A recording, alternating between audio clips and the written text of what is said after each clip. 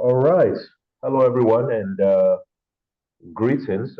You haven't heard my voice in a very, very long time, and today is the relaunch of the Eccentrics with UI.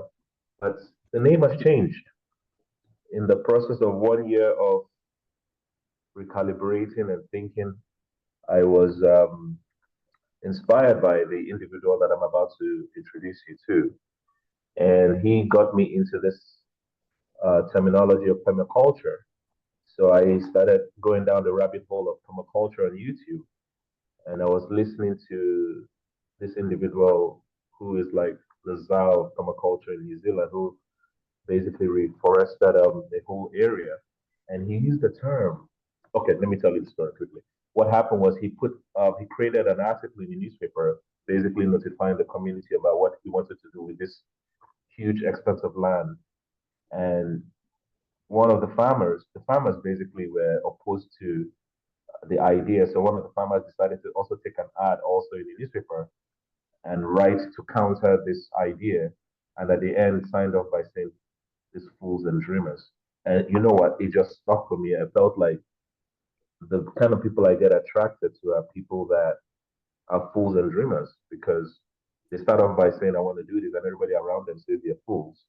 And then when they finally do, everybody says, "Oh my God, such a visionary." So the show name has now changed from the Eccentrics with UI to the Fools and Dreamers. So I want to thank Doug for leading me down this path. By pseudo, he did not know he had a role in the name change. So I want to thank Doug for that, and I also want to introduce you guys to an individual by the name of Doug who is based out in Vancouver Island. Welcome, Doug. Hey, thanks for having me. Great to be here. Fantastic. So Doug was before we came on the show. Doug was basically telling me how his day was, and I wanted to also let let us start our conversation with that way. So, how did I get to meet Doug? First of all, I have to thank Taylor for that. Taylor Garrett, one of the ladies that also came on the show back in the days, and she created this group called the Round Table, where a bunch of men come together and just have a chat every Wednesday. And that's how I got to meet Doug, and we live in the same country. I'm in Calgary, Doug is in Vancouver Island. And there's another individual in the group also called Ryan, who did this thing called 75 Hard. Is that what it's called? Yeah, that's it. Yeah. 75 Hard. So Doug got inspired by Ryan and started his own 75 Hard experience. So I want to learn from Doug. How many days have you been in this and how are you enjoying it so far? Yeah. So you want me to, I might explain what 75 hard is for folks that maybe aren't too aware about it. Or Mm, so it's a process you do 75 days in a row. And there's five things you have to do, and you have to do each of them every single day for 75 days. If you miss one of those on one day, you go back to zero. mm. And it's not a To zero to start back to 75 again. yes on Oh everything. my. Oh Yeah. my. So the program is not necessarily a fitness or a diet program. It's a program to help you commit to yourself. You know, so often we commit to ourselves. I'm gonna go to bed early. I'm gonna drink 3 liters of water. I'm gonna exercise every day, and then things happen in life, and we dishonor our commitment to ourselves to honor our commitment to other people or to other things, you know, to business or to family or whatever. And so this is a program to really help you, you know, when you make a commitment to yourself, you follow through on it. So Mm, the five things that you do are first one is diet, and the diet is pretty flexible. All you have to do is just no alcohol. Other than that, you design the diet that you think you want to stick with, and then you stick with that for 75 days. The second is you do two 45-minute workouts every day. One of them has to be outside, and they don't have to be super strenuous. Like one of them, I take my dog for a walk every morning, and that's my workout. And then I'll lift weights or do something in the afternoon or stretching. It could be yoga, it could be whatever you want. It's a movement activity that you commit to, but you can't do an hour and a half at once and call that two. There's got to be, I think, a 3 hour break in between the two workouts. You have to read 10 pages of nonfiction that inspire you every day. You need to drink 4 liters of water every day and take a progress photograph of yourself each day. And those are the five things you do. Okay. And how long have you been doing this now for? So I'm just finished day 24. No way. Okay, hold on. I remember when you said on the group that you were going to do this, but I didn't know you're already this far along. Yeah, I started it on my birthday on March 6th. No And way. yeah, and so it's been pretty interesting. Like either one of the activities themselves are not that difficult, but when you have to do each and every one of them every single day, sometimes life gets in the way. And you go, like one day it was like 11 o'clock, and I go, I haven't done my second workout yet. And so, and 11 you, o'clock. Okay. and or it's like, not as bad as you, but it's like, 0 degrees and pouring rain outside, and I haven't been outside yet, but I gotta Oh. go. So, Mm. but every time, but it's interesting, every time I step up and honor the commitment, it feels really great and it's super inspiring. And so at the end of the 75 days, what I'm hoping or what I know is going to happen is the things that I commit to, I'm going to follow through on to myself. So, of the five elements, which is diet, exercise, reading, and 10 pages of nonfiction, Hmm. uh, 4 liters of water, and I believe the last one is the progress pictures. Yep. Which of those five, okay, aside from the progress pictures, because the progress pictures are just very easy, in my opinion. Of the four of them, which did you find challenging at the beginning, and do you feel that you're getting better Okay, the first one that I found the most challenge was drinking the water. now? And I find it more difficult to drink water when it's cold out. In the summertime, I don't have a problem with it. So at the beginning it was, but now I add a bit of mineral salts and a bit of lemon to the water, and I've got a routine, and now the water's easy. I've got my water consumed usually by 3 in the afternoon. And Oh, yeah, the diet one was super easy for me because I was already doing it, and I'm a chef as well, so creating a good diet is pretty easy for me. But I understand that's the most difficult for a lot of folks, and stopping drinking has been super easy. And I thought it was going to be difficult, but I think it's going to stick. And mm. so now it's getting the workouts in, and so if I want to sleep, but it's all becoming pretty easy. It's funny, the one that I forget about the most is the photograph. Which you would think is the easiest of all of them. I know exactly why. So you just, oh yeah, I'll just do that sometime because it takes a second, right? But then you go Yeah. like, I wake up one day, honestly, God, I woke up at 5 to midnight and said, I haven't taken my photograph yet. That's so cool. Imagine if you go to bed early and it's not yet the next day. So let's say you're going to bed at 10 o'clock, and then like 11:45, you just get this jolt in your sleep, like I'm not taking my progress picture yet. That is Yeah. really crazy. Because you can imagine, they say you're at day 50 and it's like 12:01 and you forgot to take the photograph and you got to go back to zero on everything. That is crazy. But I'm really surprised that one of the elements is not sleep. Uh, yeah, I don't know the whole philosophy behind it, but I don't think it's meant for it's not meant to be a discipline that is really hard to do, or like it's not necessarily you don't have to, everything doesn't have to be super impactful, I don't think, as relative to your health. It's just doing something and committing to it. That's what it's about. And Mm. yeah, I know my wife's trying to do, she's doing the same thing, but she's renamed it. She's called it 75 Radiant. And so she has adapted and she tried to do the sleep thing. It's like, okay, I want to get to bed by 10 o'clock, but then life happens. And so there are things that happen outside of life that stop you from doing those. So the things that are in it, you can completely control regardless of what happens in the external world. Yeah, yeah, interesting. And you said that you probably thought alcohol was probably going to be the one that was going to be the hardest for you.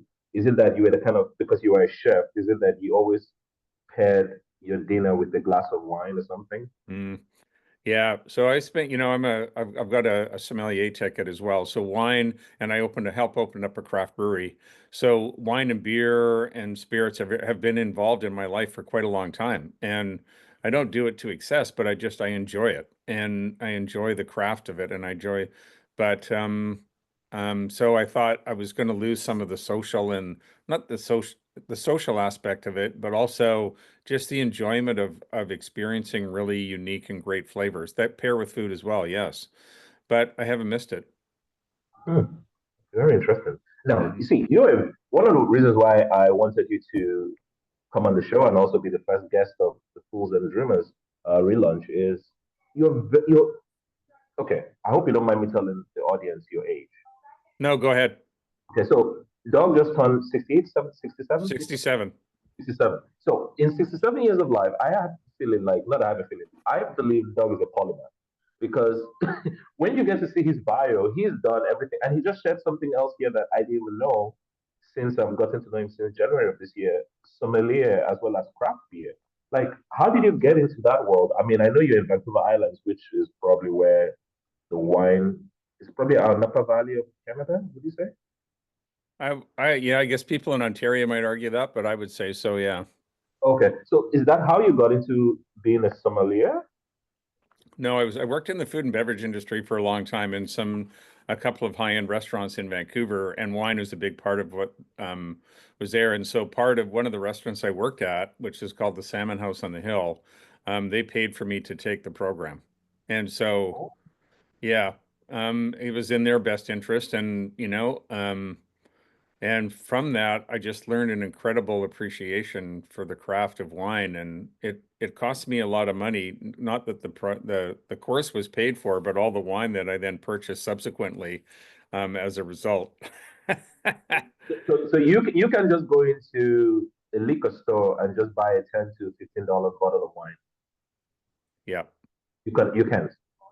I can't. Well, it's interesting. I couldn't initially, but I'm finding out now that as I really understand the flavor profile I like, and I like to experiment and try different things, I'm pretty good at narrowing down sort of something that I'm going to like, and um, the real gift is to be able to find that $15 to $20 bottle of wine that I'm going to really enjoy, and and you can do it.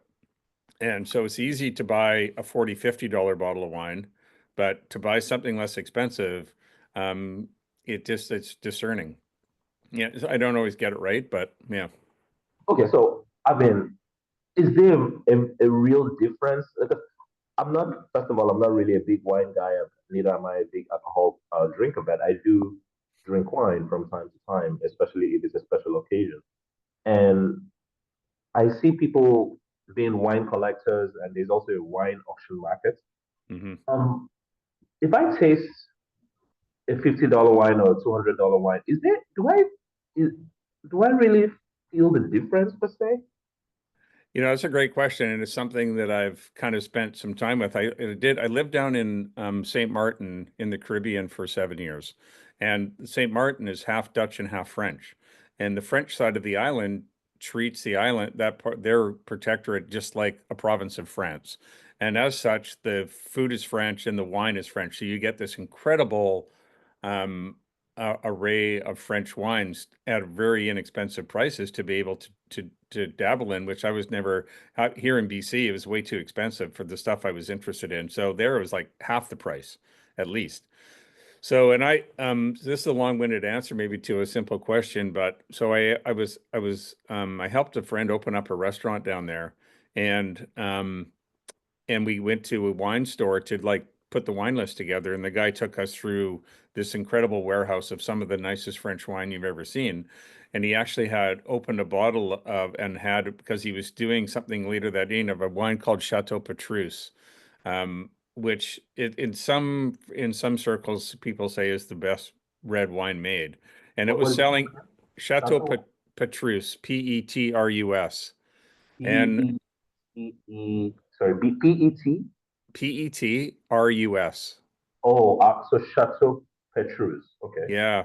And a And so bottle of this would be like how much? that was selling for $5,000 a bottle, US. Wow. Okay. Please Yeah. continue.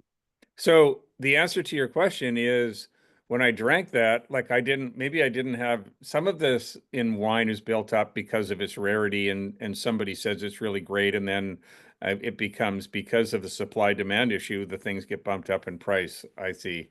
So when I drank that wine, it didn't blow my socks off more than some of the other stuff I drank that was sort of $40, $50. And that may resemble the acuteness of my palate to a certain perspective, but for me personally, there wasn't that marked difference um, that I was going, oh my God, and this is worth 5,000. I couldn't say that. So as I was going through the whole process, when you go to me, from a $20 bottle of wine to 30, there's a marked difference to me in flavor and quality. And from 30 to 40, it goes up, but not as much as from 20 to 30. And then from 40 to 50, it's a little bit better. But again, the amount of appreciation, or what I get out of the wine, seems to diminish as the price point goes up over sort of 30 or $40. And So you would say your sweet spot with your experience and your education in the sommelier training is the $30 to $40 for the average population. yeah, I would say so. There's some pretty great wine in that price range. Maybe not in North America, but European stuff, pretty amazing. Um, Hmm. so you can drink, there's some stuff that's 80, $90. There's absolutely super delicious. Um, but for depending on where you're at financially, sometimes 80, $90 is just not working. And you can find something pretty comparable down in that $40 range, I think. It's so funny we're having this conversation about this because just yesterday, my wife is 7 months pregnant. You already know that. And oh, by the way, I just want to also tell you guys, Doug made my wife and I an offer, which we are very excited about. He's invited us to come check out Vancouver Islands. And if you get to watch the video, you get to see the background of his house is literally sitting down in the middle of a forest. So we were just talking yesterday because my wife now being in the third trimester, the doctor has said that to manage her weight, she should only add 1 pound per week. So I said, let's not reduce the diet. Let's instead incorporate exercise. So I walk with her for 30 minutes because she gets tired a lot more now. And just in that walk yesterday, I was talking about a friend of ours who has really been a real good friend in this period. And I was like, I want to show my appreciation because I know him and his wife do drink wine from time to time. And I was telling her that I want to buy them a bottle of wine and I wanted to go to Costco to buy it. And she was like, okay, so wine is just $10 to $20. I'm like, nope, I want to buy a $50 wine. I'm in Canada, I'm in Calgary. With your experience, what kind of wine would you recommend that somebody that has a good palate to say this is good wine for that price point? Yeah, that's a kind of it. The answer to that is like the answer that I we always give in permaculture is it depends. Hmm. You Okay. know, so what do you like? Do you like sparkling? Do you like dry red? Do you like full-bodied red, light-bodied reds? Do you like off dry white? Do you like dry white? Do you like fruity? Do you like mineral characteristics? There's this whole range. And so, Okay. you So know, what does it help you with this? He gave me a bottle of wine and it was red. yeah. And I don't have a discerning of full bodied everything, but I knew it was a red wine, it was a Merlot. Uh-huh. So I always feel like when they give you a gift, sometimes they're giving you a gift from their own stash. Right. Yeah. So that already tells me, okay, he's a red wine drinker and he also likes Merlot. So if we want to narrow it down to red wine or Merlot, I don't know if Merlot is full bodied or any of the categories you described. Does that help you now? So Merlot is a Bordeaux variety. Um, and so it's a full-bodied red. And oftentimes, yeah, so do you ever see, what was the movie called?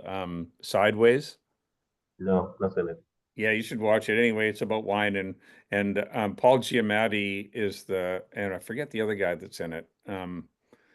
Anyways, so he's a wine geek, and he just goes on and on that he just hates Merlot. Merlot's the worst stuff in the world,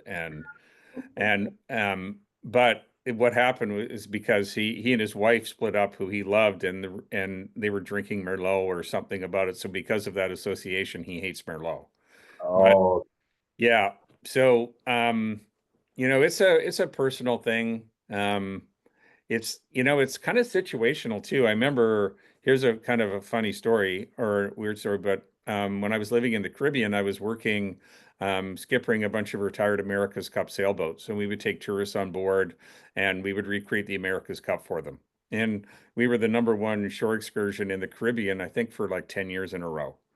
hmm, And one of we got my wife, who worked for the company, her dad owned the company, so she got a call because she did a bunch of the marketing, and she got a call to have two of our boats go to another island, St. Bart's, to do a photo shoot, the bathing suit photo shoot for Victoria's Secret magazine.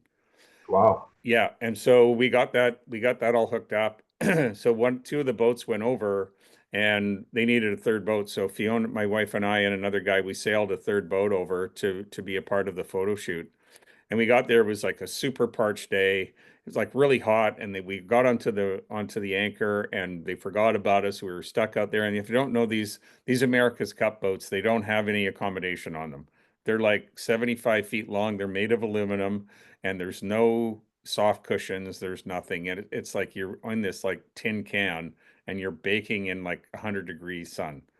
Hmm, Anyways, we finally got ashore, and they put us up at this really nice hotel, and we went out to the end of this pier, 'cause it's called Eden Rock, and in the restaurant, and we ordered a glass of wine, and the wine was from a French region in the Loire Valley called Sancerre.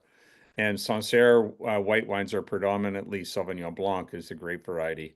And so we had this bottle of Chateau Sancerre, which in a liquor store in St. Martin would cost at that point about 15 to $18. And to okay. this day, and we drank it, and it was crisp and cold and fresh, and the waves were crashing up on the rocks. The sun was out, just kind of setting. It was cooling down a little bit. And because of the experience, that was to this day is our favorite bottle of wine. Okay. So can I find that here in Canada? You can. Yeah, Okay. but you can't find the experience in Canada, but you can find the wine. But actually, you could create that kind of experience in Vancouver Island with all the water and everything around. Yeah, you could. Yeah. But anyway, so I guess that's a long-winded answer to your question about, so I love Merlot. I like all grape varietals. And if they're made well. And Hmm. the real kind of cool thing is if you get into some obscure varietals of grapes. So typically where most people buy is Chardonnay, Cabernet Sauvignon, Merlot, Pinot Noir, Sauvignon Blanc, Pinot Gris. Those are kind of the predominant grapes that most people buy for wine. But you can find, like out of Portugal, there's a grape called Vinho Verde that is, I think that's the name of the wine. I can't remember. Anyway, it's like super fresh and delicious, and I can buy it here in BC for $11, and I love it. Hmm. Okay. So what's if I go to Costco liquor store? What should I ask for? Vino what?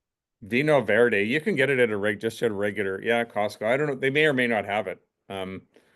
But So depending on the how do you spell Verde? Verde? VERH Ver VDE, I think. Yeah, Vino Verde. Okay. And this is yeah, a this is from Portugal. yeah, yeah, Okay. yeah. And then there's some more like varietals like Chenin Blanc, and there's a bunch of varietals that aren't kind of mainstream here in North America that are super delicious. And because they're not as mainstream, you can find them at good prices and get really good quality. So, um, the best bottle of wine is the wine you like. Perfect response. I mean, is the wine industry kind of like segmented that certain do you call them okay? What do you call the place that makes wine? Is it grape house or something? A winery. Winery, okay. Do certain wineries say we don't want our product to go to this region of the world so that they kind of keep their exclusivity to where they want it to be, or everybody is trying to get as much market share as possible? Yeah, I don't know. I think in sometimes it's just dependent on the size of the winery. Like there's some wineries in British Columbia that only produce enough to like sell out of their tasting room. They don't even have the opportunity production wise to ship it further. But the wineries that do, they'll ship it anywhere. In Europe, I'm not really too sure. It may be a little different there, but typically, you'll see, I find in Europe, what I know about European stuff is they hold on to the best they have for themselves and they Mm, ship the other stuff out. Yeah. that's But interesting. if but like what you call wine is also interesting. In the Champagne region of France is where champagne comes from. So if you're making the same wine with the same process using the same kind of grapes, you cannot call it champagne because it doesn't come from Champagne. You can call it sparkling wine, or you can call it, a bunch of other things, but you can't call it champagne because it's not from Champagne. I didn't know that. Yeah. So yeah, Wow. In France, most of the time, they label their wine from the region it comes from, not from the grape it's made from. Where in North America, typically, and in the New World, we typically name the wines after the grape they're made from. Oh, okay. So Like so, when you see a wine coming from France, predominantly it's the region. mhm. So Oh, So if you get a Bordeaux red, you're going to have a blend of any one of five grapes in it. If you get uh, see, a Burgundy red, it's made from Pinot Noir, but it's called Burgundy. hmm, And, you know, and so typically, so that's what it happens. If the wines are named after the region they come from. hmm. My last question on this wine topic for my education. I studied this family, which I'm sure you probably have heard of in your travels, because you've been in the wine side, you've also been in sailing, which would you say sailing is more grand than golf? More grand? Yeah, when I say grand, like, golf is quite an expensive uh, hobby, if I want to call it that. But would you say sailing is more? Because the reason I say that is if you see the brands that associate themselves with sailing, they are very luxury brands, Rolex and the likes of them. When you see Yeah. this, you'll see the brand, the company or the marketing team will put the name of the brand on the sail itself. So would you say this?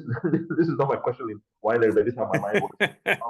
Would you say sailing is more grand or more opulent than golf, or golf is still the more opulent hobby or sport? Yeah, I don't know. I would guess sailing is probably a little bit more grand. Like it from a price point, it's just more expensive to get into, you know, Oh, you know, if you want to own a boat, you know. interesting. Okay, I'm going to still come back to the sailing side because I'm very fascinated about Yeah, hobbies. and just on that sailing note, we do have a little sailboat. So when you and your family come out here, we'll take you sailing. Oh boy. Okay. All right. I know I am saying, oh boy. I trust you. I know we're in good hands in terms of safety. So I wanted to go back to my last question on the wine side of things. The Uh-huh. Rothschild family, Yep. they also make wine, Hmm. and and I know that their bottle price is quite very expensive. Is the Rothschild like the top of the top from your experience? Um, some of it is, so like Chateau Rothschild stuff is typical. I think it's from Bordeaux. And so the claim to fame of Bordeaux wines, and it's usually a blend of Cabernet Sauvignon, Merlot, um, Malbec, Petit Verdot, and Cabernet Franc. Those are the five grapes, and you can have a blend of any percentage of those you want to be for Bordeaux.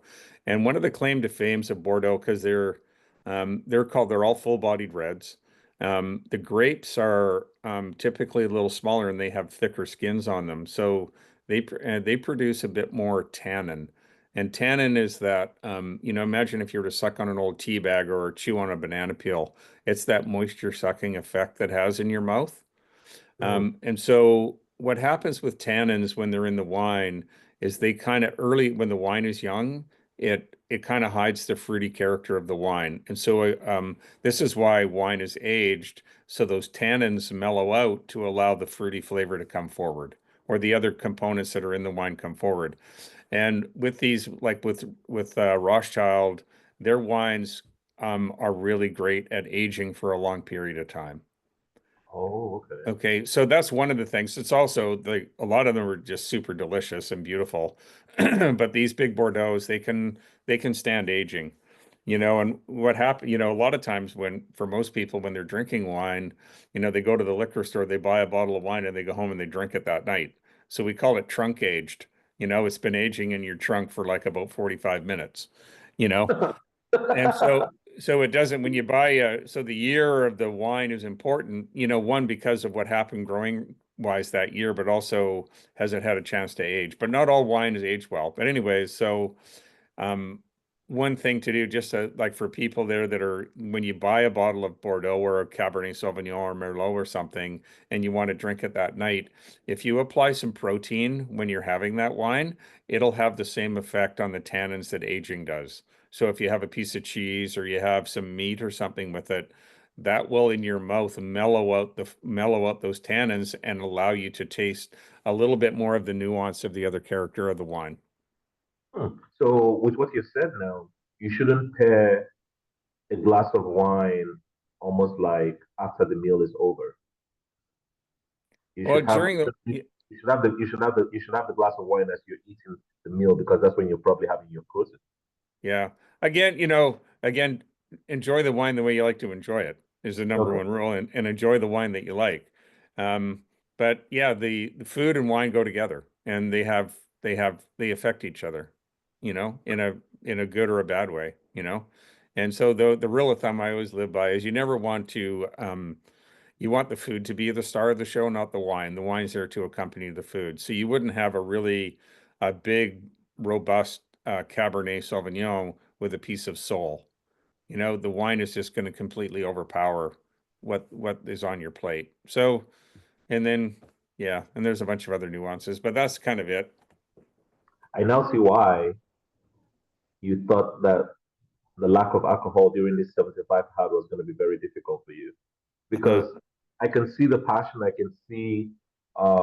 can even feel how you talk about wine. It's it's not just anything to you.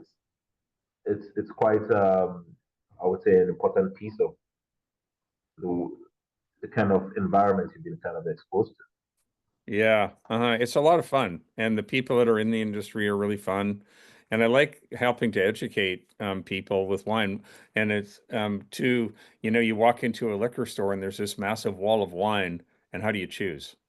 You know? Hmm. And it's a difficult choice, but first of all, you have to kind of figure out what is it that you like, And a lot of people they don't really know the answer to that. They say dry, but dry is very one dimensional and wine isn't one dimensional. And so what do Hmm. you like about dry? And so if you can understand what you like, and there's certain regions of the world and climatic zones that produce certain flavor components. And so if you like warm climate growing grapes typically produce really tropical fruity flavors that come out, and just from the climate, the soil has another effect. But if you like those really passion fruit guava kind of tones that come through in the wine, then you're going to look for white wines that come from warm climate growing areas like parts of Australia, parts of California, um, Spain, parts of Chile. southern France, yeah, Chile, yeah. Yeah. So okay, you've also been in the wine side, but also been in craft beer, correct? Yeah. The craft beer industry must be very different. Like people are, I feel as if it's almost like hilly-billy in a way. Am I wrong or right? Yeah. I went we started up this brewery, I think in 2011. I was managing a brew pub in Victoria called the Canoe Brew Pub. And I think we had 700 seats and in the summertime and a lot less in the winter, but we made our own beer. And the brewmaster there, Sean Hoyne, he and I went out and opened up this craft brewery called Hoyne, Hoyne. H Um, O. Hoyne. Okay, Anyways, sorry. I just want to say something. Sorry, the way my brain operates, the way you stress coin, it seems as if he's a very important individual in the craft beer industry. Am I correct? He is, yeah. He was one of the, he was trained by the gentleman who came from England who actually opened up the very first craft brewery in British Columbia. And and I knew so it. I knew it. That's why I asked the question. yeah, Okay. well, very astute. Anyway, so Sean is meticulous. Anyway, so just getting into this because I ran this brew pub, but I drank beer, so I thought I want to get myself more educated. So I went to the American Craft Brewers Conference in Boston to Hmm. just get a feel of what this craft brewing, what are the people like, what's the energy like. And I showed up there and it was like hilarious. Everybody was wearing a plaid shirt. They all had beards. They were wearing toques and they were wearing kind of like hiking boots and everybody looked the same, Hmm. you know?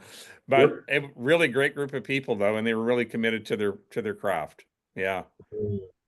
And interacting with the guys in the wine side of things that I'll probably say in my limited experience or about that industry, very hoity-toity.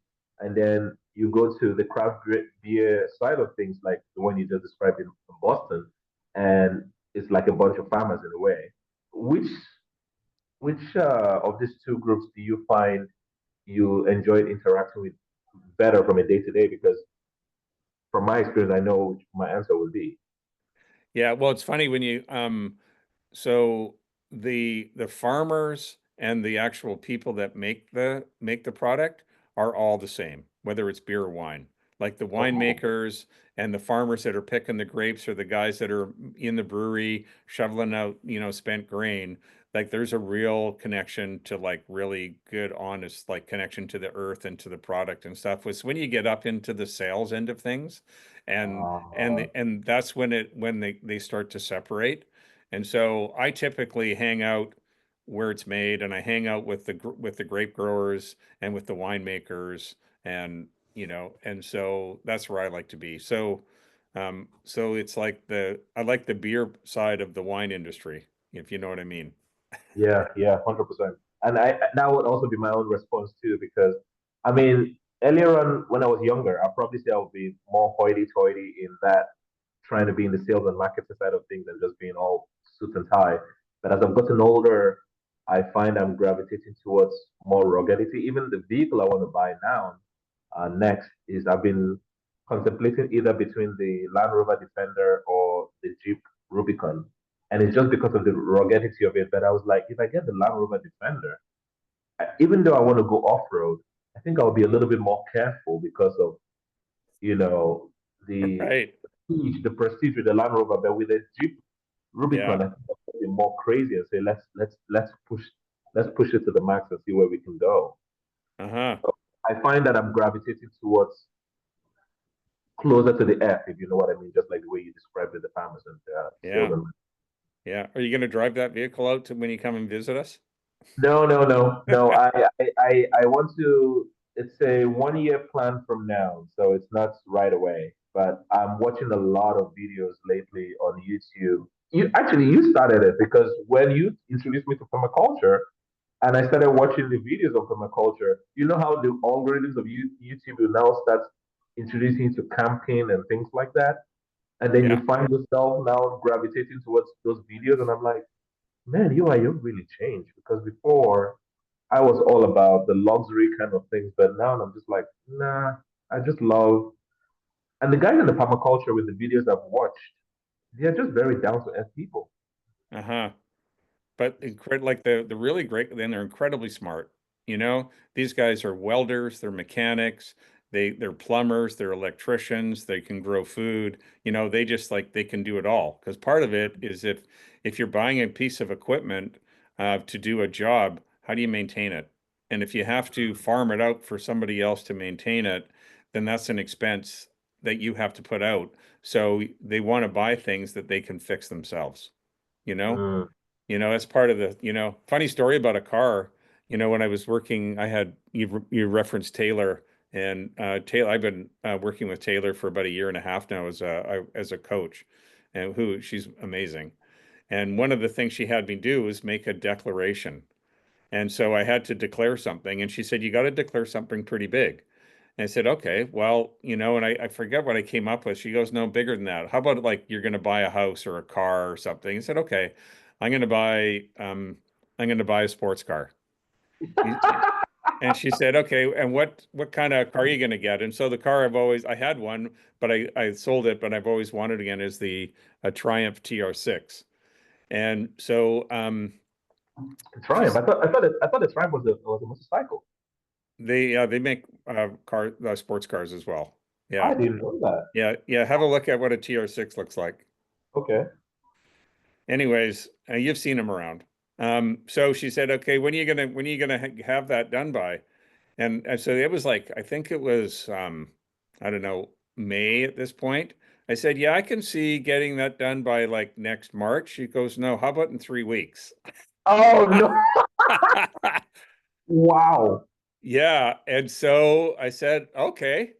So you got to make a bold declaration. Said, I declare I'll have it done in 3 weeks. So, anyways, I phoned up a friend of mine who restores European sports cars, and he's Uh-huh. got like Porsches and Jags and all that kind of stuff. And I said, hey, Andrew, I'm kind of in the market for a TR6 if one comes across your plate. He goes, I just finished one. No way. Yeah. And it was interesting because my Fiona's dad he was a race car driver and he worked for Triumph in England, and Oh they had a TR6 as their family car, and he said, and I told him I'm thinking again. We said, great. Well, as long as you can get a red one. And I said, I asked him, what color's the car? He goes, it's red. no, no, Yeah, no, no. I mean, come on, man. That is really the universe talking. it is. Hey, Wow. yeah. Okay. So did So you I did got you it. get it? Yeah, I did. You still have it? Yeah, it'll be here when you get here. No way. Nice. I have to check out this car because I got to know about Triumph through Keanu Reeves, you know? Okay, yeah.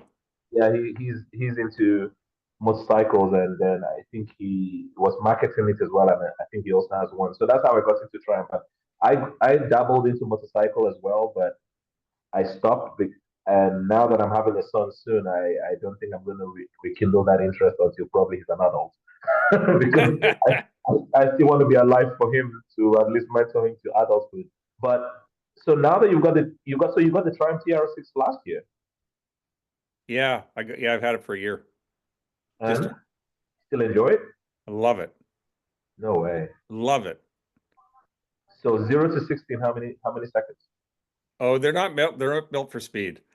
Oh, It's a two-seater convertible. It's kind of driving in the countryside, but it's got a straight six-cylinder. But this is a 1973. This car is 50 years old.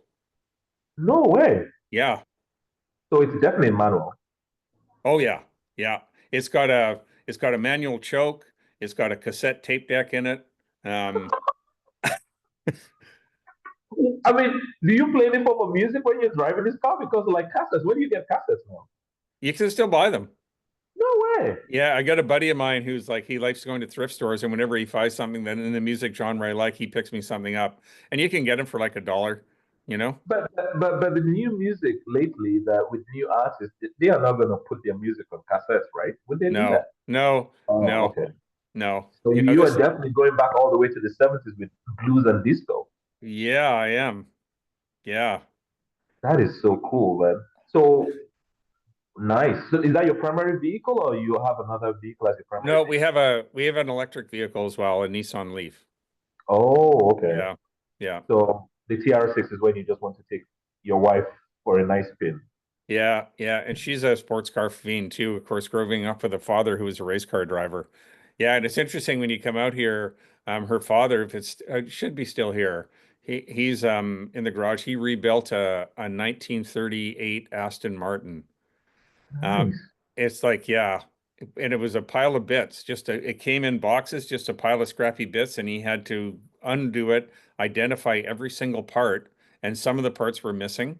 And so anyway, it took him 12 years, and he's rebuilt this car. It's beautiful.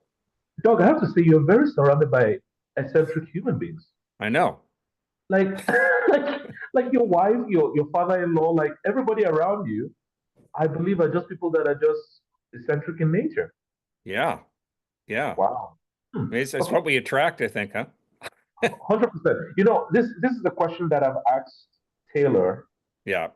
on this show when it was the Essentials of UI. So it's funny, the question I asked her is the question I'm about to ask you, but in reverse. Okay. The question I asked Taylor was, how do you get older people to trust you? Because you're very young, and with all due respect, how many years of what have you been exposed to create the kind of experience to make people in the older generation to say, I want you to be my coach? And I know her answer, but I now want to ask you because you're actually now the primary user. What attracted you to use Taylor or to even say, I'm going to get a coach that is that young and most importantly, trust her? And that's how you and I got connected because of the round table. So my question to you is, what made you trust Taylor with someone that young? Yeah, I do a lot of things on gut feeling.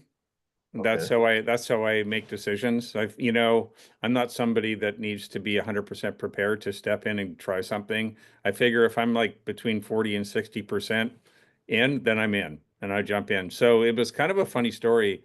My wife Fiona was on a workshop, and there was an ad that came in online, and it was Taylor, and it was offering, hey, if anybody's interested in a 15-minute coaching session for free, jump on. And anyway, Sophie said okay, so she jumped on. And she listened to Taylor, and Taylor. There was a few other people, and they went through a little coaching process, and I was thinking about being a coach, and Fiona said, "Well, you should probably be coached before you become one." I said, "Well, that makes a lot of sense." And so Mm-hmm. she said, this girl Taylor popped up on my screen, and for some reason, I resonated with her, and I think it's somebody you should connect with. And so I did. And so I found her website and I reached out to her and we had an initial conversation, and I wasn't quite ready, and I was having the conversation that the question you just asked me, like, why would I be looking at somebody, one, that's female, and two, that's really young, when I'm at this stage in my life, and what have they got to offer me? Mm-hmm. And so anyways, I let it go, and then she just reached out like 3 or 4 months later and said, "Hey, just thinking about you," because we had a great conversation. She said, "Just thinking about you, how you doing?" And that reconnection is what sold me. And I said, "Okay, I'm in." And so to answer your question, um, I think there's a wisdom within a youthfulness that is also important. And Mm-hmm. for me, I want to maintain and be connected to different perspectives all the time, because that helps me grow. And I just felt like the way Taylor was in our conversation, I felt that she had something to offer me that maybe I didn't kind of fulfill when I was her age, that she is very wise at, or there was a youthfulness that I wanted to incorporate into how I was maybe taking life a bit too seriously, and I Mm-hmm. didn't want to do it so much. And secondly, I really was excited about the idea of having a female perspective in helping me guide how my life was going forward. Um, so and anyways, we had a commonality with, like, we talked permaculture a little bit, and there was enough synchronicity there. I said, okay, I'm in. Let's do it. Yeah.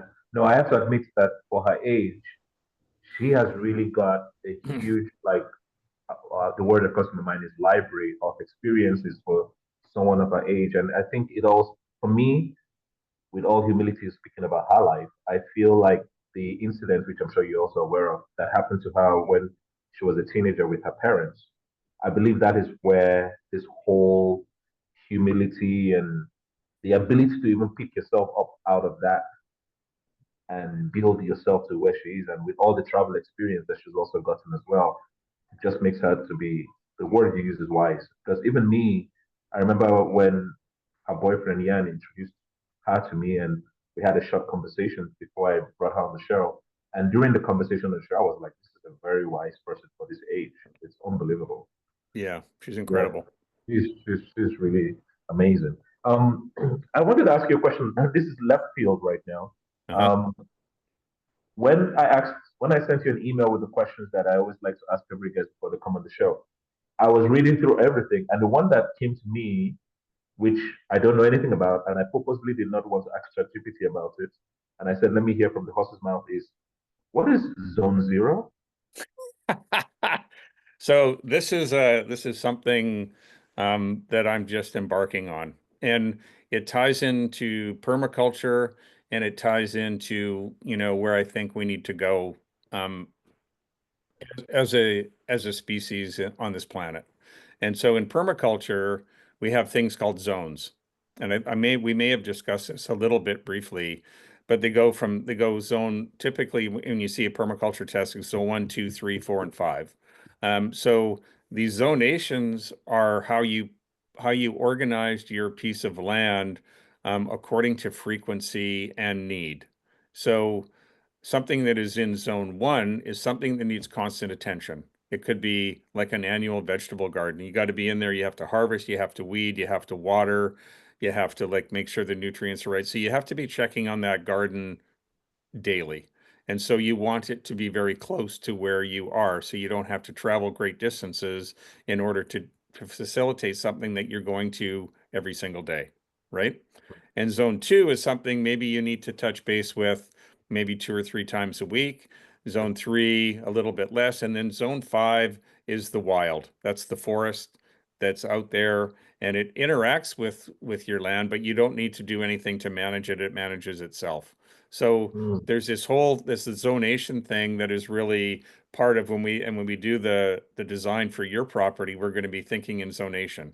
And mm, where, you know, and as you're walking to zone three, you know, maybe you have some berry bushes along the pathway that need a little bit of attention, but it also provides you some snack fruit along the way. You know, you can have a little eat and check your berries and do a little snipping. And so we can incorporate sometimes the landscape doesn't really facilitate having your zone set up that way, and but you can do some plantings to, you know, to put plants along that need the attention as you're going there, if you follow what I'm saying.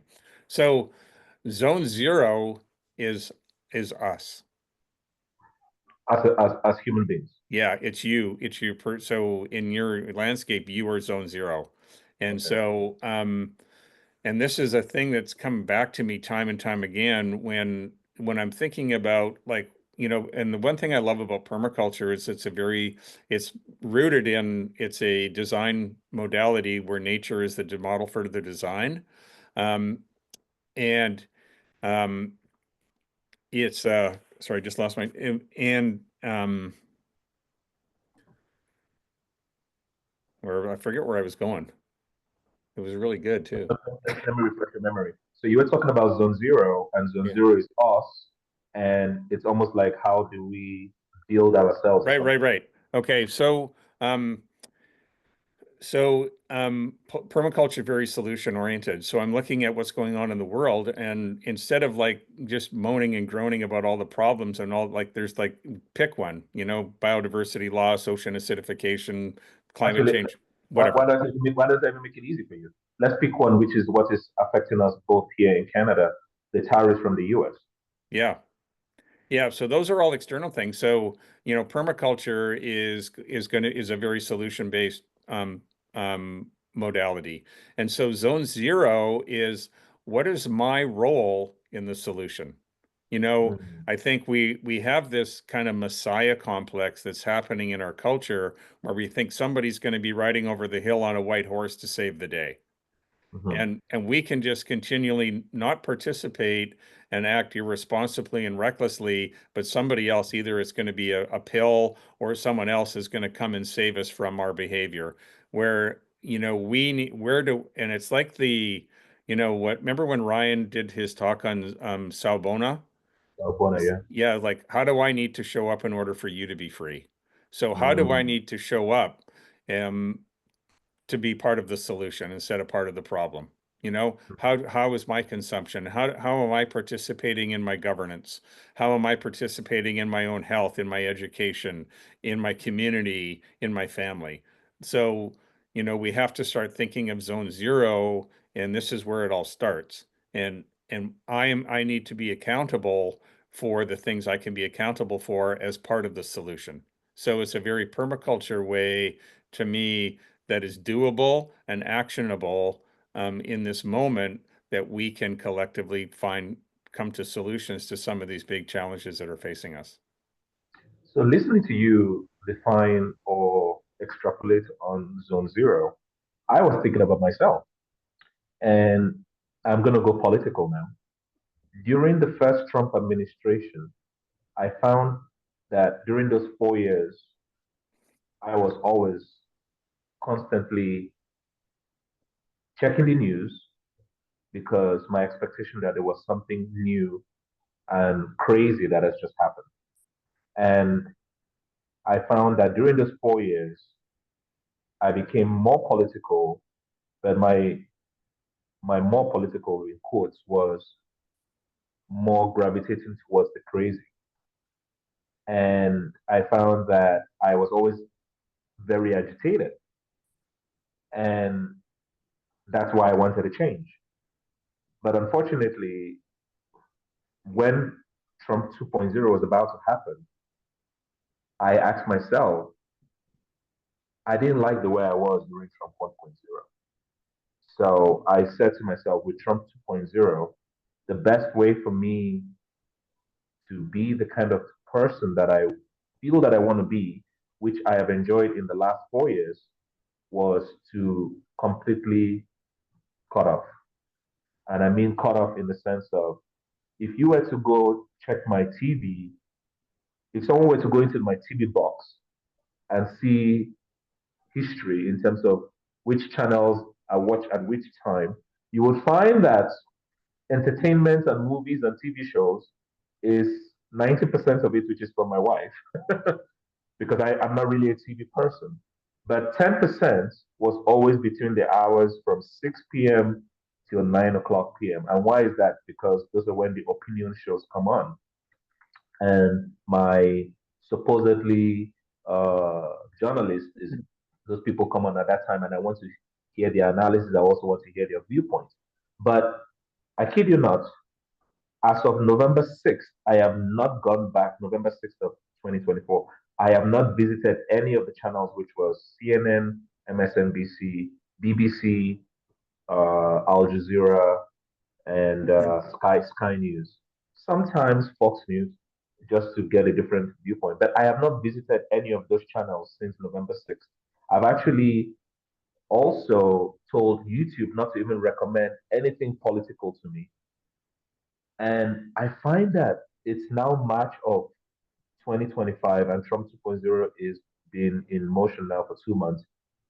And honestly, back to zone zero, I don't feel agitated. I don't get moved. Like this tariff thing would have been a big deal for me in Trump 1.0, but the way I'm handling it in Trump 2.0 is almost like, you know what?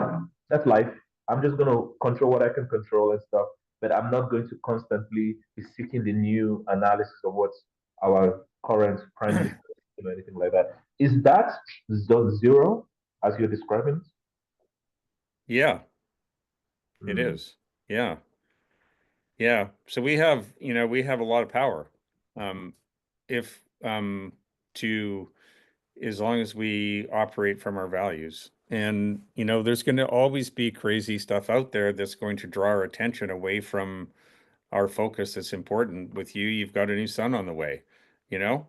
And and it's interesting too, like when you look at a lot of the major companies that have formed, they have formed in a lot of them in what's called the economic winters of their time, when things are really bad. And so right now, to me, with Trump 2.0, it can be horrible, but there's also opportunity. And what is the opportunity? If you look back to permaculture, and I always resort back to nature, and are you familiar with the plant Scotch broom? no. How do you, So Scotch, how do you spell the second word? broom, like you sweep up the floor Oh, with, broom. I've never even heard of that before. Anyways, it's what they call an invasive species here, and it dominates and it spreads and it when you look at Scotch broom and like nature doesn't do anything without a purpose. And Scotch broom, and if we see where Scotch broom comes, when we've cleared out a forest to put a neighborhood in, the Scotch broom establishes itself around the perimeter. It comes into disturbed land.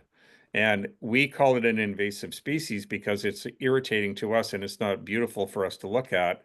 But it is what in nature, it's what's called a nitrogen fixer. So it Mm. puts nitrogen back into the soil. So what its job is we've disturbed the land. Broom has come in to put nitrogen back in the soil to grow a forest again, Oh, right? interesting. And Mhm. so, but it's irritating to us, but in this natural succession of nature, it's integral in because the forest wants to always become the forest. If we all of a sudden went away and it came back in a million years, all of our buildings would probably be gone. It would be forest again.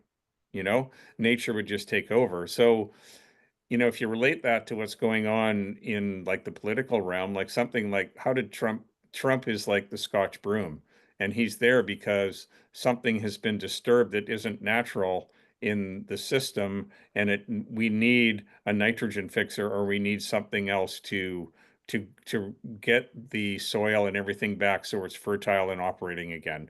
And you can transport soil to humanity and to our systems. They're not working. And so I look at is Trump just a pioneer species that's helping us get back or move on to what the next part of succession is, you know? And so is there opportunity? So to me, I think you're right. If you cut out all that stuff you were listening to, then you don't hear all the noise and all the propaganda and all the stuff that people are spinning on about. And a lot of it's stuff that hasn't even happened yet. It's potentially going to happen. And they're making like it is. And then we get all wrapped up in it and we don't carry on our lives and doing the things we need to do to be a part of our community and our family and be healthy for ourselves. Wow. As you were talking, and I love the way you use the Scotch broom analysis. What went through my mind was this is why dictatorships are not good. Because again, using it from zone zero to zone five, if you have a dictatorship and he or she or the system nullifies every form of dissent and opposing viewpoints, and it stays there for a very long time, the Scotch broom never has an opportunity to ever come in to be able to restabilize the system or the way the society or the culture of the people want. And then you're always constantly eliminating Scotch broom. So with that, you never have an opportunity to get back to equilibrium. So with a system of change of either 4 years or 8 years, you're allowing Scotch broom, in quotes, to come back again and resettle the equilibrium of nature or culture of the people so that there's always the word that comes to my mind, and you can tell me if I'm wrong because you are in the permaculture space. I don't even know if this word is associated with permaculture, homeostasis. Hmm. So if you go to, I don't want to mention any country, but the regions in the world that have predominantly people that stay there for such a long time, there's no Scotch broom that comes into equilibrate things. So you always go there and they're constantly in zone five all the time. Sorry, not zone five, zone one. Or zone one. Would you say zone one? Because zone one is constantly watering and everything and making sure, but the dictator or the dictatorial system is constantly always on the lookout for competition, opposition, different viewpoints and eliminating them. But if you get to zone five and also zone zero, the Scotch broom can come again and bring things back to equilibrium. And then, you know, the, things just are good. That's Yeah. what that's what came to my mind as you were talking about the Scotch broom, and which is why I was just like, wow, that's amazing. Yeah, that's beautiful. Yeah, that's it. And zone one doesn't actually work without zone five. You know, it's interesting because zone five attracts birds and critters and stuff that are pollinators, and they interact with zone one, two, three, and four, and they come and go, and there's bees and bugs, and that zone five attracts, and so there's that the term Ubuntu. Yes, of course. Yeah, so It's very I old stuff. yeah, so I am because we are, you Yeah. know. And it's very appropriate. And I remember I taught at a high school class just recently, and they were talking about Trump and the whole tariff thing, and are we going to get invaded, and we're going to be the 51st state and stuff. And United States is because we are. They don't exist the way they are without Canada being the way Canada is. There is a symbiotic relationship. Okay, can you expand further on that? So like we can't exist in isolation. Nothing can. We're always in relationship. Like plant with if we don't have the sun, nothing lives, right? Mm, If we don't have oxygen, nothing lives. So there's this relationship that Canada and the United States has, and I would say it's all cultures in the world that none of us are as we are without the other one being who they are, mm, right? And so as much as and Trump is just his opinion, who knows where he's going with it, but I think the populations in both countries, they realize that we need each other to be who we are. Like the United States needs Canada to be this how we are viewed upon in the world as this peacekeeper, multinational, melting pot. And we say sorry a lot, and we are very apologetic. And there's something about us that softens. It's kind of like, back to the wine analogy, Merlot softens Cabernet Sauvignon when you blend it together, but together, when they are together, they make a beautiful harmony. And so, mm. right, so to me, um, there is an Ubuntu relationship between Canada and the United States. Like, we don't exist the way we are without the other one being who they are, you know? That's amazing. I've never thought about it that way because you're right. If we were like the Americans, we would never coexist. It's like husband and wife, to be honest. You know, I'm sure my wife might hear this, but it's fine. I am very extroverted. I am very goofy. I'm loud and all that. My wife is extremely quiet. Like she's so quiet. And the funny thing, dog? Every time I was dating, or when I was dating, I used to always wish that I would find a woman that is as crazy as me. But every time I always pick the quiet one. And then you're in the relationship, and you're just like, you're always quiet. And then you ask yourself, but you chose that. And now now it's 1 year and 6 months. Because before, when you were dated, you always knew there was an exit. But now when you're married, you got to work it out. So it's 1 year and 6 months. And honestly, it's just around this period of time I started to realize that if my wife was like me, it would never work. But because of her quiet nature, and sometimes you feel that she doesn't know something, but she does know it. But because I'm so loud and vivacious, everybody thinks, "Oh, UI knows everything," and then she just comes and throws a word, and you're like, "I didn't know you know that." So, it, with your explanation of Canada and the US, I now see why we have coexisted so well ever since we had the war we had a long time ago. That if we were similar to each other, it wouldn't have worked. No. Wow, that's amazing. That's a very, very different viewpoint. Hmm. Yeah. So I think there's opportunity here with this whole tariff thing. There's good people. I got a lot of good friends down in the United States, and they're good, hardworking people. And some of them are producing stuff that Canadians buy, and they're getting hurt, and they don't agree with it. And this and the whole, I question the whole Buy Canada thing, which is great. And I try to buy local stuff as much as I can. And so, but you get people that are, in the grocery store the other day, somebody was like getting mad at somebody for buying an orange from Florida. And I go, really? Do we need to create this animosity between ourselves over an orange from Florida? Where, and I talked to my buddy who's like standing on the Buy Canadian soapbox, which he never really has done before. I said, so what about, are you using Facebook? Are you going to Costco? Have you got investments in American companies that are giving you a good return? Are you willing to give those up? Well, no, but I'm not going to buy an orange from Florida. So, like, it's kind of fair weather support to a certain extent, right? especially with you being, especially with you being, will I say, is the word a permaculturist? Yeah, yeah, Is that the word? it is. Yeah. Oh, okay. Especially with you being a permaculturist, with your the way you look at systems. When you put it that way, like the medium you and I are communicating with is through an American company that created this product. Yeah. So if I wanted to now say, okay, how am I going to speak to Dog or all the other people that are going to come on the show that are in different parts of the world, I will now have to start looking for a Canadian. That's going to be challenging. Yeah. Wow, that's very interesting.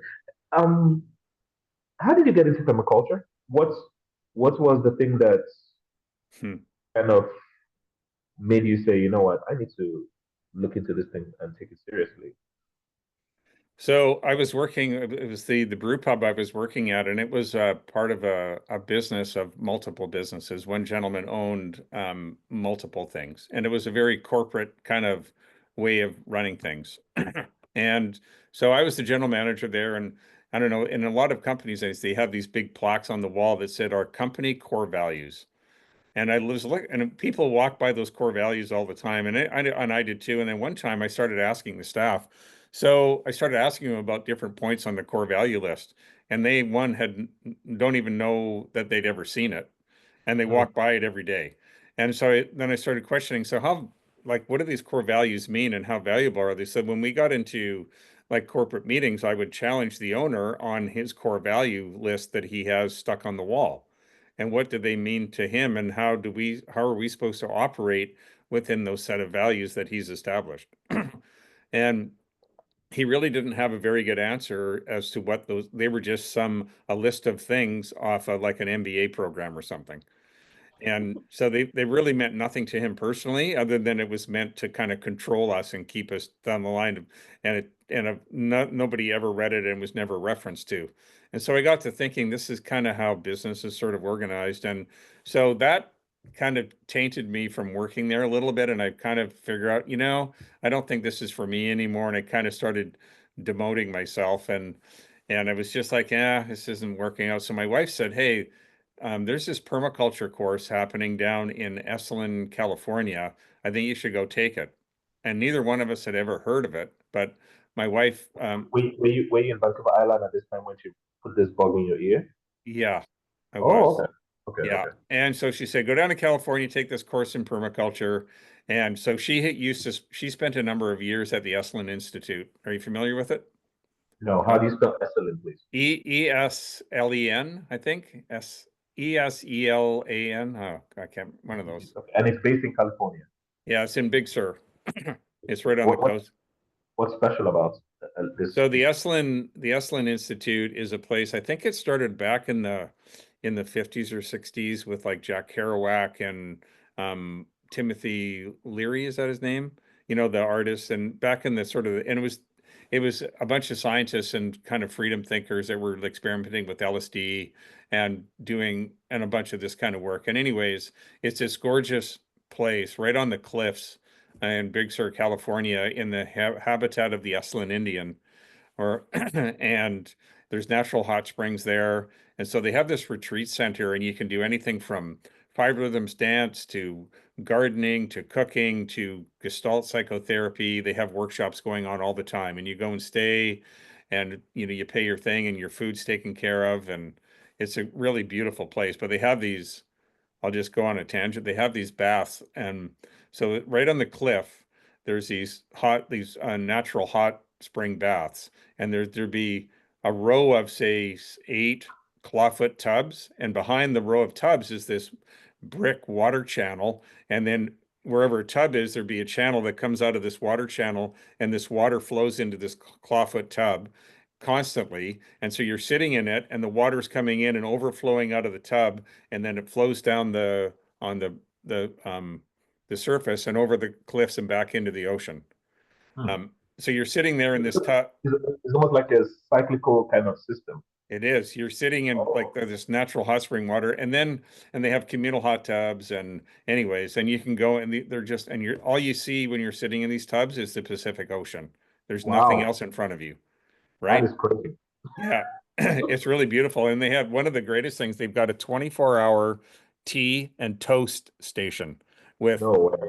So whenever you can go and have a tub, whenever you want, you can get up in the middle of the night and go and have a piece of toast with all like locally made jams and spreads and beautifully Sorry, homemade. hold on a second. This is like a hotel, or this is part of the institute?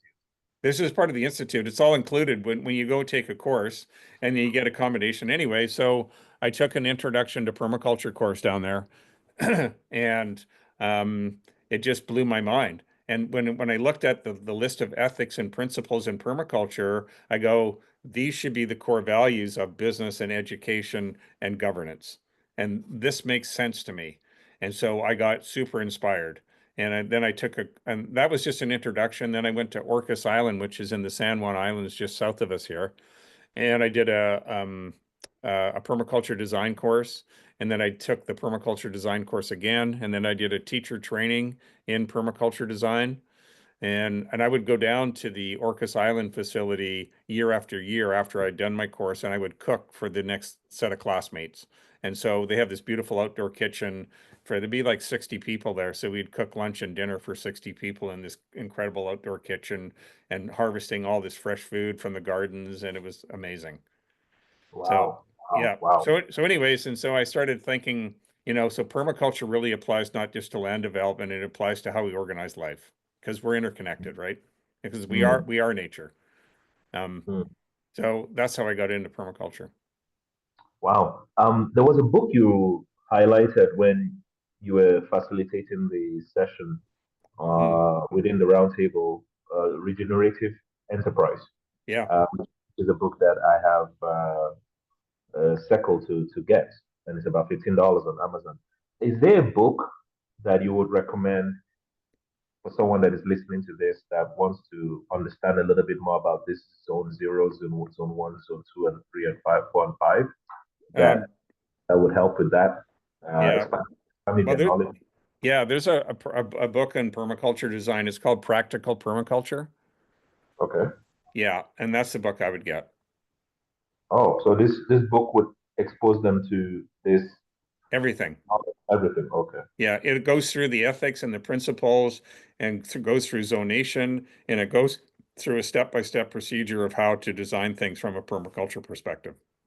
Now, I always like to ask this question because every time I come across titles of a book, I'm always like, is this like a textbook, or is this like a book for the layman who doesn't want to be a permaculturist but wants to understand the concepts? So which category would you say this book falls into? Yeah, it's kind of in between. A lot of places do use it as a textbook. Like Oh, yeah, I teach the water section of the permaculture course at the University of Victoria, and they use that textbook. They use that as their textbook, but it's written in a way that laymen can understand it. It doesn't, oh, yeah. Yeah, but if there's another book called Gaia's Garden, um, guys, Ayer, yes, oh Gaia, I. yeah, Yeah. Gaia, Oh, Dyers. yeah, Okay. Dyers Gaia's what? Gaia's Garden, Dyers Garden. Okay. yeah. And Toby Hemingway is the guy that wrote that book. Anyways, but that's got a much more of a story to it. But the other thing, they don't really go into the details of zonation and stuff. But if you want a really great example of a permaculture site, there's a great movie called The Biggest Little Farm. Yeah, you've referenced this before to me, and after our conversation, when you shared it with me, I searched for it, but I couldn't find it. Oh God, The Biggest Little Farm. It's fabulous. I've watched it like 10 times. Where do you watch it? Well, when I was watching, it was on Netflix, and then it moves around to different sites, but it should be out there. Yeah, I searched for it on Netflix. I didn't find it. Yeah. So Probably, yeah, yeah. that's where I would go with books. Yeah. But just one more. This Gaia's Garden. Why are you referencing this book? That was one of the first books I read, and it's a story, Mm, as much as it is informational. And mm. and the gentleman, Toby Hemingway, really cool guy. And I think he's got some YouTube things out there. I don't think he's alive anymore. But yeah, it was really inspiring, just the story of how his garden kind of came together and how he incorporated his life into the development of his garden and how they became together. Mm. All right. So I want to transition now to personal. Uh, Hmm. you you gave me the bandwidth to ask you any question, so I hope you don't mind the next question I'm about to ask you. But I thought it was a very fascinating story when you told me, so I thought maybe it was also inspiring for someone listening. How did you get to meet your wife, Fiona? Yeah. So I was working in the Caribbean. Um, I went down there. Um, I left Canada. I had my buddy was working for a bank, the Scotia Bank in St. Martin, and I had just recently got divorced, and I traded I say I traded my wife in for a dog and a sailboat, and I lived on a sailboat in Vancouver for 5 years, and then my buddy was living in St. Martin, so I went to visit, and one of his clients was this business that had these America's Cup sailboats, and they took people out and raced on them, and so we went out on the boats, and then afterwards. I got friendly with some of the crew, and they say, "Hey, why don't you come and join us for a beer?" So I hung out on the dock, and we drank a bunch of beer, ate some like from fresh mahi mahi that just got caught, and we just had a good time. And they say, you should come and work here. And I said, "Oh, is that possible?" They said, of course. So anyway, so I went back to Vancouver, and I decided, okay, um, sold my sailboat, and I packed up my dog, and I moved to St. Martin, and I started working for this company. I Wow. didn't have a job before I left. I just left it up to the universe to provide. And so I showed up. I had a place to stay because my buddy lived there. And so I went down, had an interview, got the job, and I started out at the bottom and worked my way up. And anyways, so the owner of the company is Fiona's father. And Oh, so I was living in this little house down right by the beach, and her parents lived on the hill above us, and so her dad had to go to England because he had heart problems and he was having bypass surgery, and so Fiona came to kind of help look after the business and sort of look after the house while he was over in England getting fixed up. And so I asked Fiona's mom, I didn't know Fiona at the time. I said, "Is there anything I can do to help out while you guys are away?" And she said, just make sure you take care of Fiona." And so I'm still doing that. But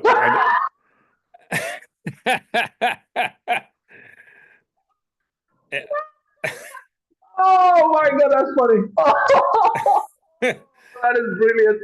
Oh, mate, that Yeah, is funny. Oh my God. yeah. So we've been So together basically, 25 years. But Fiona's mom was the before matchmaker. Yeah, but sort of, I guess, to backtrack a little bit, I had seen Fiona before that, and she's a bit of a free spirit. She's an artist. She lived in Guatemala. She sailed boats across the Atlantic and lived in Mallorca, Spain for a while. Her grandfather had a house in Greece in Skiathos, and she used to spend a lot of time in Greece, and she traveled around and got some amazing stories.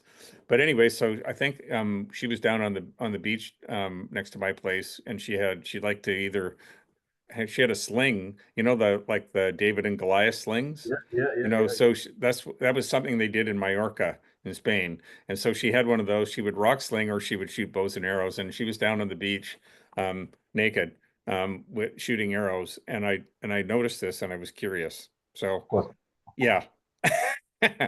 Anyways, and yeah, so and we kind of met sort of, and then one day she came down. We hadn't really connected too much, and she came down and to the compound where I was working, and I had my dog tied up onto a flagpole, and she said my dog stood up and looked at her and said, "There you are. You're finally here."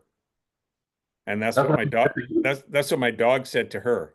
That's what she Oh, interpreted, right? wow. And so we kind of got together. And then one day she was walking with her parents' dogs by my little place, and I just happened to get a shipment of Canadian wine in, that some of my favorite wine, and I just said, "Hey, I got some fresh salmon. You want to come in for dinner?" And so I cooked her salmon, and we drank BC wine, and that was it. Wow, that's beautiful. Is she also a chef like you, or she doesn't like cooking? She likes to cook, but she doesn't spend as much time in the kitchen as I do. But she's a good Uh, cook, yeah. oh, fantastic. So basically, you married the boss's daughter. Yeah. Wow, what a way to increase your salary. Yeah, that didn't happen. But anyways, yeah, yeah, That's but interesting. 25 years. Yeah. Yeah, she's amazing. Wait till you meet her. Fantastic. And what gave you the confidence to go down that route again to have a committed relationship after just coming out from a divorce? Well, it was a fair bit of time. I think it was probably 6 or 7 years. Oh, okay, okay. Yeah, before we hooked up. Yeah. Oh, Yeah. okay. So you had some time to heal and everything. Yeah, I got to say that, looking back and often that having getting divorced was probably the best thing that happened to me in life. And and they say that because I really started an inward journey to really understand who I am. And not that I've completely got there yet, but one thing I do know is no matter what happens, I'm comfortable with myself. Mm, And if I don't have anybody else around, I know that I can hang out with myself and I'll be fine. So mm, there's a confidence that came out of that position that I don't need like a relationship in my life to be happy. It makes it really wonderful, but I'm confident without it. mm. Sorry, Doc, are you a Gemini? No, Pisces. Oh, Pisces. Oh, yeah. For some reason I thought you were Gemini because you're just very fluid in a way. But Pisces are also fishes too. So, Yeah. oh, boom. There you go. Oh, okay. I mean, what enlightenment. Brilliant. The other question I wanted to ask you, and this is honestly, this question is out of curiosity because of getting to know you through the roundtable and your wisdom that you keep on sharing. And I'm like, do you have a child? No. The reason I ask the question is now I feel like seems like, is there somebody you're mentoring out there? A bunch. So I am there's a high school here that when I heard I was helping a guy out at a community garden and the school group came through and I asked who are those guys? They said, "Oh yeah, this is this group from a high school in close by and they come here and they help out in the garden and they put together this new curriculum for school." I go, "Wow, that's really great." So I went up and introduced myself to the teachers. Huh. And we had a little chat, and I said, "So I've just recently kind of gone through the permaculture thing. Is this something you think would be a benefit to your students?" And they said, "Yeah, let's meet." And so that was almost 10 years ago. And and so I've been helping. I go into this there, and the curriculum is called the Institute for Global Solutions. And it goes from grade 10 through to grade 12. Um, and like I think in grade 11 and 12, there's like 35 to 40 kids in a class, and there's two teachers and they team teach and they they incorporate some of the curriculum stuff, but they also do Indigenous studies and they do sustainability and they do governance. And every the grade 11s every year do a train trip across Canada and they interview people along the way and ask them what does it mean to be Canadian and what's Canada's role in the world, and then they put a video together in a presentation and they end up in Ottawa and they go see Elizabeth May, who's the Green MP for this area, and she tours them through the Parliament buildings and the whole governing thing. So I went on that trip with them a couple of times, and then the grade 12s go up to Haida now for like 14 days, and they do lots of field trips and anyway, so I go into the grade 11s and 12s, and I teach right now with the grade 12s. I'm teaching introduction to permaculture, and and this is going to be tied into the whole zone zero thing of a business that I'm developing, and I'm taking the principles and the ethics of permaculture and applying them to how you design your life. So these Mm, kids that are coming out of grade 12, they're now embarking into the world. They're either going to go to post-secondary education, they're going to go into business, they're going to get into relationships. And so they need to have a lot of different lenses in order to like, how do you ask good questions and how do you make decisions? And so my goal is to provide them with another set of lenses to be able to ask questions and help make good decisions in their life based on a whole systems approach. mm. Yeah. So this is the way you are giving back. And the reason I asked the question is because I mean, I started engaging you more, probably say last month. And every time I interact with you, I'm like, this guy is a very wise guy. And that's why I asked the question if you had a child, because I just felt as if this was somebody you were going to pour all this into. So I guess based on my question, the grade 11 and grade 12 is your own way of giving back, I guess. Exactly. Yeah. That's very interesting. And you also teach in the University of Victoria. What are you teaching there again? A friend of mine teaches a permaculture course, and so I do the water section of it. I went down to Tucson, Arizona, and did an intensive course in rainwater harvesting. And Okay. so, yeah. So how do you manage your property if you wanted to collect rainwater and use it for household and for garden use? And so, yeah. Sorry, my curious brain is asking the question which I need to voice out. Why are you just teaching on just the water component alone? Well, it's something I realized when I did permaculture, even though it's a holistic sort of approach and there's a lot of moving parts, I wanted to focus on something specifically to get really great understanding in. And so I chose water. Oh, Because without water, it's one of the first things you do in your design of property is how am I going to use water? Because water is both a necessity and can be destructive. And so you have to sort of design for both.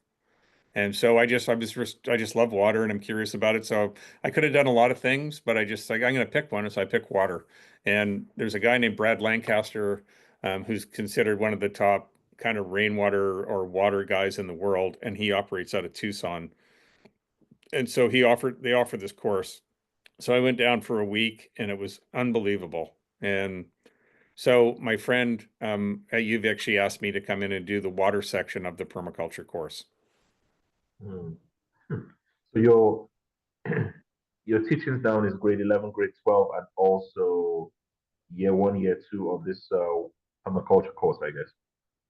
Yeah, well, there's only 1 year. It's one course, and it's usually third and fourth year students. Oh, okay. Yeah. All right. So in terms of time here, let's start to wrap up. Okay. Um, I'm going to go to this section, which is a section I really like a lot, and the section is about setbacks. For you, what setback would you say you have encountered that was earth-shattering for you in quotes? And most importantly, how did you rebound from that? Yeah, I guess, thinking about that. So I guess my marriage breaking up could have been considered earth-shattering at that point, and it was, and it and it and it that was the thing that catapulted me or put me down the path of going to St. Martin, meeting Fiona, getting into permaculture, getting all of these things happened as a result of that thing that happened. So um I would say that's probably the biggest thing that's happened in my life for that's sort of would you consider earth shattering. But the other thing that has happened recently, which was a real shock to me, is in November, I found out a week afterwards that I'd had a heart attack. A week, And you found a week afterwards. That means you had the heart attack, but you didn't know you had a heart attack. that's right. That's Yeah. great. Yeah. So I thought it was food poisoning. And so I just kind of was getting better and better. And then I finally drove myself into the hospital. Said, "Yeah, I need something for the pain in my esophagus." And they did some triage on me, and they go, "Dude, you had a heart attack like 4 or 5 days ago." I What? go, "Yeah." How? How do you have a heart attack? I don't know you've got a heart attack. I never knew that. That's Well, possible. and this is really really profound because the image we have of somebody having a heart attack is you're on the ground clenching your chest and you're in Yeah, pain, but yeah. that's not the case. Depending on Oh, the so it could be, but it's not always the case. And but interestingly, had I recognized what it was when it happened and gone in, um, there was an opportunity for a greater bunch of recovery. They could have turned because the part of the heart that didn't get a blood supply, if you can get it within 6 to 8 hours, then you can clear it up and the blood supply goes back to those muscles and they can survive. But because it lasted so long, there's an area of the heart muscles that I'm being told that will never regenerate. But so this has sent me on a really incredible journey into my health. One, and because I thought I was pretty healthy, I ate well, exercised every day, not really overweight. I don't really have a lot of stress, not a, and I don't smoke a lot of the market. But anyways, there was something that happened, and so what I'm finding out is I'm going and because I research things a lot and I go down these rabbit holes because I'm really curious. And so so the medical system as I've been experienced to it now, it kind of deals with the symptoms of the thing and they give you what they need to give you so another incident doesn't happen or to keep you alive, which is great. And they're good at that, but that's not good enough for me. I want to thrive. And so I've gone down like what and they vilify certain things like cholesterol is the problem for coronary disease, but it really isn't. You know, um, it's there at the scene of the crime, but it's not the thing that caused it all. What caused it all is inflammation in your arteries. The cholesterol goes there to kind of plug it up, and it can get overdone, and then it breaks off. And the cholesterol does cause the blockage, but it didn't cause the initial event that started it all. And so, I've hired another team, like a functional medicine doctor and a nutritionist and a health coach, and we're working to do our best to try to find the root cause. And it could be virus, it could be toxicity like plastics in our system, it could be stress, it could be, most likely what the cause for most people is insulin resistance, which is a diet that is heavy in carbohydrates. And so that creates inflammation and the sugar and then the arteries then get exposed, um, and then it starts the cascade of events after that. So this has been a pretty traumatic time in my life right now, but it's really also exciting. So I'm probably feeling better than I've felt in 10 years right now. Hold a second. You feel better now than you feel much better now than you felt 10 years ago, even after the heart attack. Yep. That's quite sorry if I may use the word. Quite an oxymoron. It seems like yeah, but I've made some lifestyle changes. Like I've stopped drinking alcohol, and with 75 hard, I've eliminated carbohydrate, like any kind of flour products and sugar, pretty much out of my diet. I'm exercising more. I'm eating more protein, which I'm hearing now. It's kind of went down a vegetarian route for a while, but I'm really responding well to eating more animal protein, and so my vitality is increasing, and I'm sleeping great, and yeah, all sorts of stuff. And I'm learning stuff about red light therapy and all sorts of crazy stuff that's really cool. Wow. First of all, man, sorry to hear about the heart attack, but I love the way you have. Again, it goes back to zone zero. Yes. You Yeah. basically applied the principle of zero now and Mhm. not and and basically say, okay, this has happened. I want to take control of my life in this regard, and what can we do? Yeah. That's amazing. It was shocking to me. I went and saw the my regular doctor, and he said, "Wow, it's really refreshing to see somebody that actually cares about their health." Like most of his patients just go in, what is the pill I need to take and how can I continue living my irresponsible life? And you just keep me alive, right? That's what he gets most of the time. But I'm pushing. I said, like this medication I'm on, I said, I want to get off it. What do I got to do? You know, I want my life to thrive. I don't want to just exist. What do I need to do? And he goes, oh, yeah, I don't know. Wow, that's amazing. And the funny thing, I was just telling my wife 3 days ago because I made her a meal. I won't say I'm a chef, but I do enjoy also cooking as well. I made her a meal that comprised of trout, tuna, lots of veggies, and what did we pair it for carbohydrates? I can't remember what we paired with carbohydrates now actually. And when she finished eating this meal, and of course the oil I use, I only use olive oil now and avocado oil to cook. I have eliminated all the other seed oils, especially canola Uh-huh. oil, prevalent here. A lot of people don't know that canola oil, especially for men, with based on research and everything, I'm just like you. Canola oil is now being linked to erectile dysfunction. It's crazy. Uh-huh. So after I made this meal for her, she ate it. She's like, really, getting married to you and getting exposed to you, I've been noticing that I eat very well now and everything. And I just said to her, I said, babe, and then she made a comment. She's like, because she just came to Canada a year and a half ago. She said, one of the things I've learned about Canada, it's highly a supplement nation. Like everywhere you go, there's always a lot of supplements, everything. And I'm like, it's just because people are not eating food that is nutrient dense. You're eating food lacking of nutrients, even though you're eating, and then you have to supplement the food with medication. Whereby, if you were to study your food and eat nutrient dense food, you don't even need all this supplementation and expose yourself to walking outside and stuff. So it's 100%. Yeah. really interesting that you've also it now ties into the comment you made about 10 years ago. You feel much better 10 years ago. Hmm. Yeah. Anyway, first of all, man, I'm glad that you're still here with us and kicking it and thriving. So I wish you many more years as well to continue to dispel your pearls of wisdom.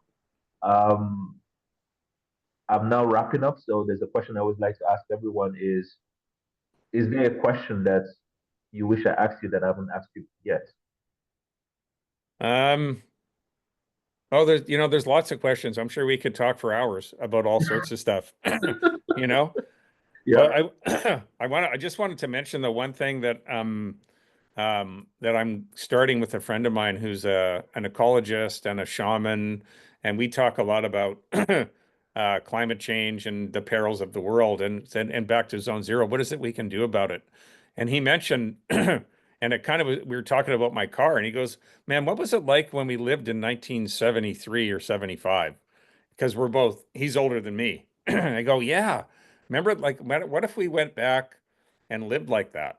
Like what was, and then you wouldn't know, and because in Canada, like in back in those times, like you couldn't go to, there was no shops open on a Sunday, and of course there was no technology.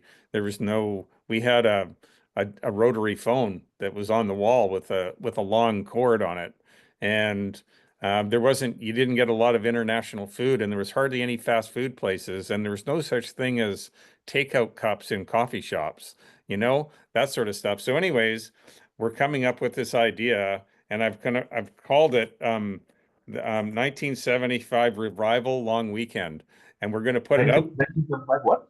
Revival Long Weekend. And That's funny. so it's going to be for 3 days, and we're gonna invite people to the challenge to live like it's 1975. And so you can't go shopping. I think that some of the there's some of the the non-negotiables. You can have no tech at all. Of course, no one has home phones anymore, so your cell phone has to stay at home, but you can only use it as a telephone. Um, you have to spend at least 2 hours a day outside for the 3 days. All your food that you consume has to be cooked from scratch. You can't go shopping on Sunday. You have to play a game, like a board game or a card game or a soccer game or something with your family or your friends, at least one of those days. Um, One of the things that we kind of laughed about is we used to do is we would just walk down the street and just knock on our friend's door unannounced and just say, like, what are you doing? That was common. Like there was, Oh, wow. so anyways, and you can listen to like, and I'm going to get a radio station that I'm going to be a part of it, hopefully, that's going to just play 70s music for the whole weekend. Anyway, so this is something that I'm kind of that we're wanting to do to like, look at the way we consume, and let's just take a break from it for a weekend. And we'll just put it out there, and like, what other fun stuff can you do? Like maybe write a letter to somebody, a handwritten letter, and put it in the mail, you know? So yeah, we're looking at maybe the August long weekend of this year. Please, can I nominate myself to be added as part of the beta test group? Yeah. I mean, the only one I'm going to struggle with everything you've said is probably number one, which is using my phone just for a phone. But every other thing there, I think I can definitely do because I cook a lot of my food from scratch anyway. Yeah. But Yeah, but it's a challenge. I remember a buddy of mine is a school teacher, and he was teaching I forget what it was, law or social studies or something, and he was the first class of the day. And he had an assignment for his kids. And he said, "Here's the deal. The assignment's due tomorrow, but if you hand me your cell phone in right now and I keep it until the end of the school day and get it back, you do not have to do the assignment, and I will give you an A on the assignment." Zero people did it. Zero people had it in their phones. Zero. That is crazy. Yeah, one he said one person handed it in and came back and picked it up at noon. Are you kidding me? Just No. for an A. I would definitely hand in my phone for an A. Yeah, That is crazy. I know. But that's so, this is the hardest part of it is to just, you can't stream a movie, you can't text, you can't email. Um, like all those things, you can't order anything online. There's none of that. You don't have a computer. Hold a second. Even for this revival, 1975 revival long weekend, we can stream a movie as No, well. no. Oh my God. This is something. Okay, well, I look forward to getting the bullet points about this, and Yeah, we're I just think putting I it think I, together. I think my wife is going to struggle with this one. But you know She, what? Yeah, but after we struggle with something the next day, you go, wow, that was really great. yeah. Usually. So anyways, we're just playing around with that. Like, what's the solution thing to start getting us out of a way of the way we consume? You know?